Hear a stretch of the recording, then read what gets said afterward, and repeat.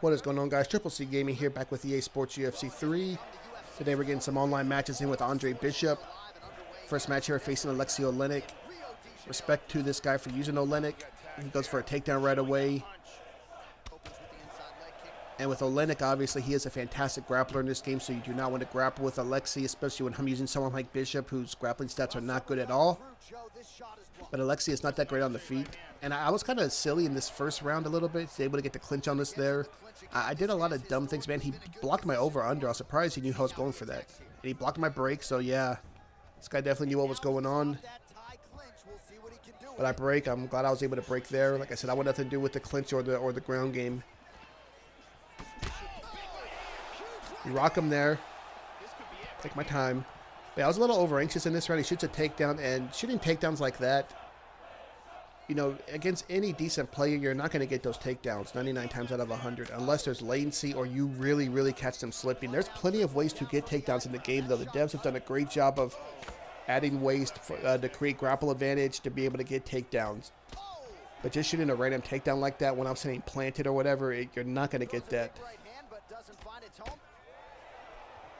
In fact, I might make a video aimed at beginners and new players on how to get takedowns, beginner takedown tips. Not clinch tips, though, because I'm not very good at getting clinches on people. I'm not even a takedown machine myself, but I understand the mechanics and how you could create, you know, opportunities to be able to get takedowns and complete takedowns. I understand the game's mechanics better than I can play it. I guess that's what I'm trying to say. Hit him with that double jab as he lands that leg kick. Nice overhand by him. Goes for that clinch, and that was a good clinch attempt. But we were on it. See, what he should have done was, after landing that overhand, was shoot a takedown on me, because landing strikes creates a big grapple advantage. And especially something like a head kick or an overhand. If you land an overhand and shoot a takedown right afterwards, a landed overhand, of course, that's almost a free takedown. We drop him there with the jab, uppercut, hook.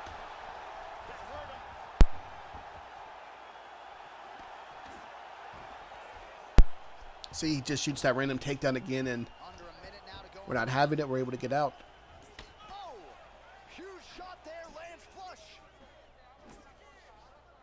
Get out the way of his strikes there.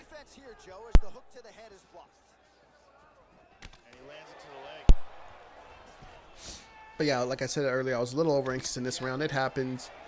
Got hit with some things I felt like I shouldn't have on the feet. I didn't make proper reads on his rhythm on the feet. Yeah, he has to go for double unders. We block it. And then after immediately go for a double unders, he tries to go for a takedown. We stop both of those. End of the first round. Just checking the stats here real quick as you can see them. Definitely our round with the drop. And we did a good job avoiding the takedowns as well. He was trying to do a clinch. I don't know if he thought I was going to walk into a clinch. I've never seen that attempted like that. And look at this. Boom. We're going to see. I see him swaying around, so I throw the hooks, get the drop.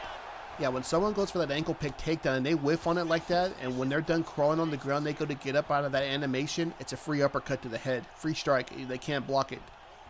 So that's something to keep in mind. So the best strike to throw is that rear uppercut. And we caught him with it, rocked him, which led to a knockdown. Yeah, that clinch range has such a short range. I've seen some top players, and they're just able to consistently get the clinch, and we finish him there. We rock him to the body, and then finish him with the uppercut to the head. But yeah, some of those top players can just get clinches like nobody's business. I cannot.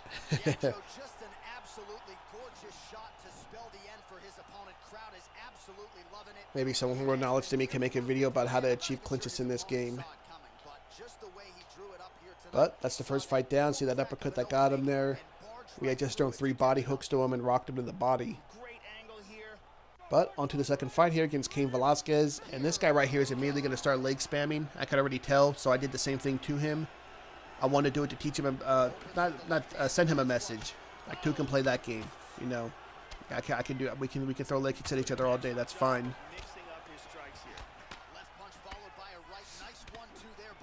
It's weird if you want to throw a bunch of leg kicks and you're picking Cain. Like, you should have picked, like, Crow Cop or something, you know, would have been a good choice, I think. Mark Hunt even.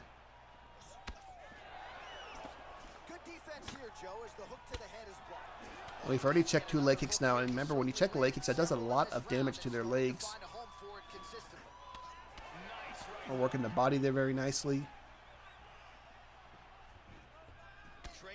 And another thing I forgot to mention in this match, the first match I played had great connection, I could tell. This match right here, the instant I moved my stick towards my opponent when the round started, I could feel that latency.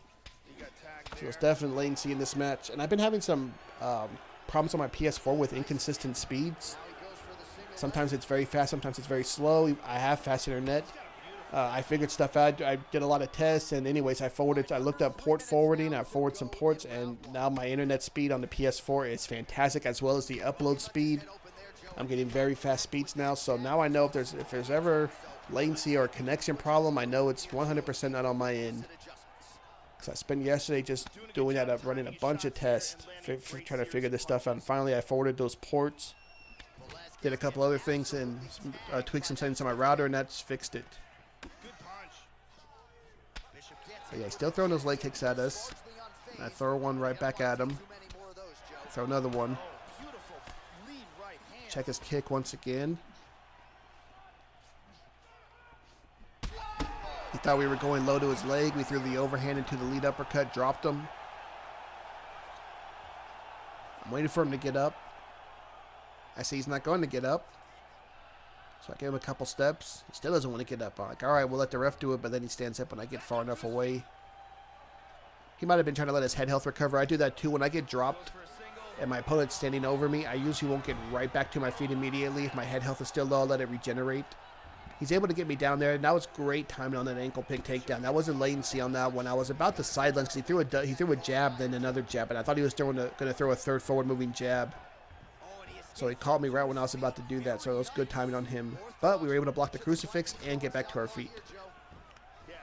And he got that one. At the time, I felt like I stopped that, but looking at it now, he did a single leg takedown while I was going backwards, and when an opponent is moving backwards from you, and you shoot a single leg takedown, it shrinks my denial window by 20%. And on the flip side, if I'm coming forward at him, if he did a double leg, it would shrink by 20%. So going backwards, single leg, going forward, double leg. And I was going backwards. So that already shrinks my denial window by 20%. On top of there being latency in this match, that's probably what did it for him, how we got the takedown. Now, just because it's shrunk by 20% doesn't mean you can't stop those takedowns. You most certainly can. But like I said, with the latency on top of that, and Kane has a very high takedown rating on top of that too, I'm sure. In the upper 90s, I'm sure. We rock him there, so he goes for the takedown. I got to give it to him. My man is still staying with those leg kicks, and I'm throwing them right back at him still.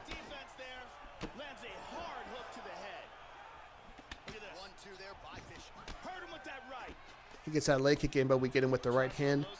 And sometimes what I know, I'll purposely sometimes create space for guys that I throw in lots of leg kicks or body kicks. And I'll let them throw it and let them land it and just eat the leg kick, and just so I can come over the top with a, a jab hook or jab overhand.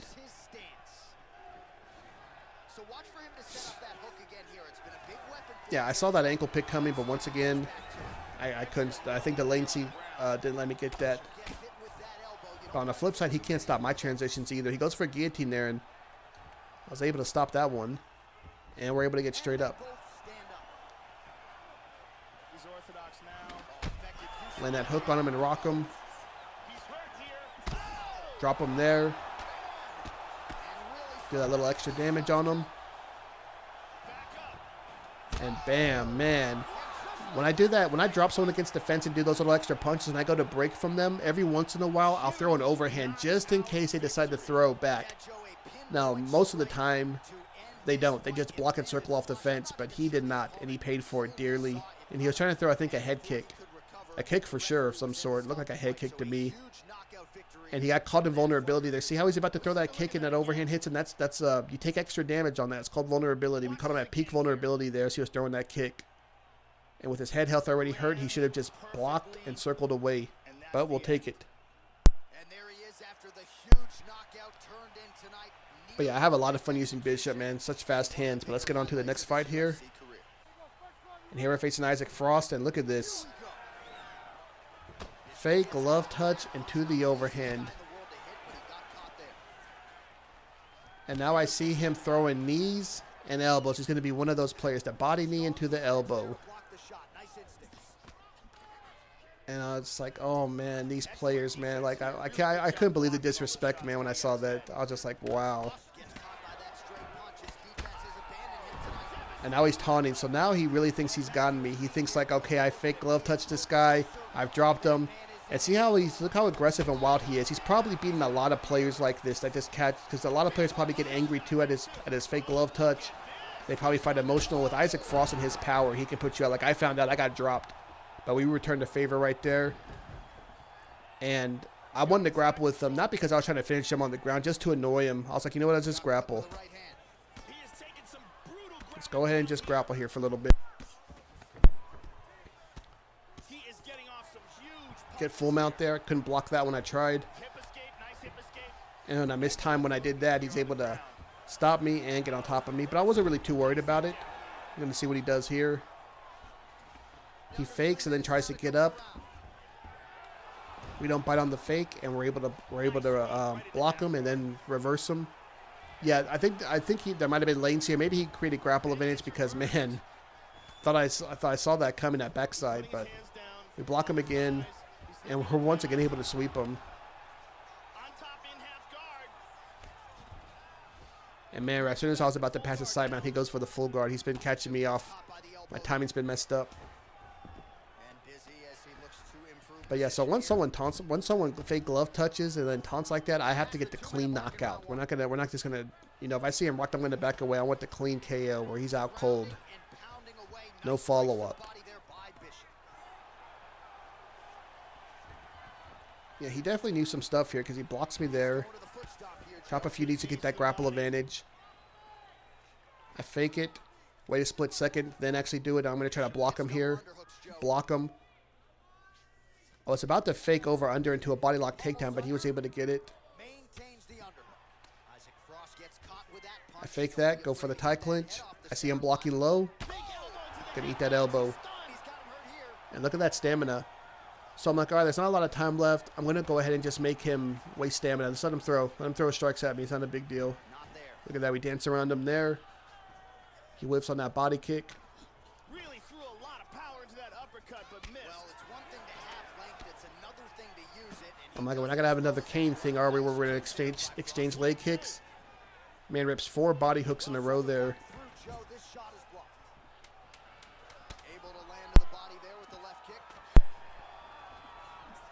Yep, and look at that stamina he's wasting. Check out the stats for round 1. I'll let him have that first round. We landed more total strikes, he landed more 6 strikes. Both dropped each other. But I'm like, what are you gonna? Your stamina's already bad, man. You're gonna get punished this round. Tries to do it again. We slip over, make him waste stamina. I didn't even bother trying to counter him. Just make him miss.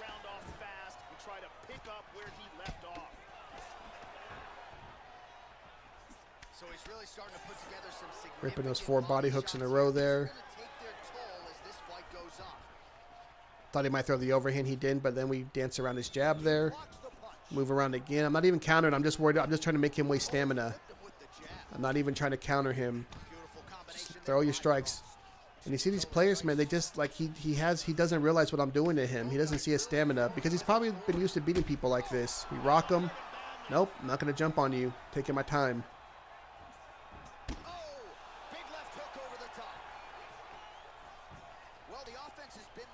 So now he's going for that elbow spam. I was looking for the opening for that combo. We found it. Jab, uppercut, hook. He thinks he's going to just get the lay there. No, sir. We'll let the ref get you up.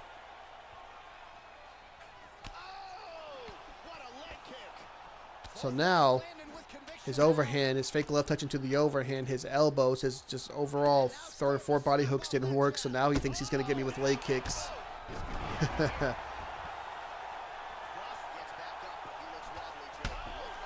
Rocking with that overhand. Nope. Backing away.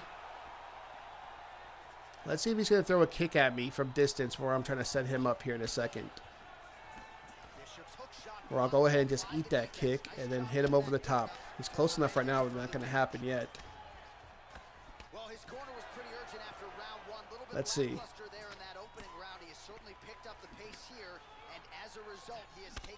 There it is. Overhand drops him. Nope. Is he going to do it again? Boom. There it is. And yeah, we're going to be petty and jump on him there. And that's the thing with these players, man. Unbelievable. But that's 3 fights with Andre Bishop, guys. He feels incredible. Love using him, man. What more can I say? So y'all take care. That's to do it for this one, though. Until next time, stay cool, calm, and collected. Peace.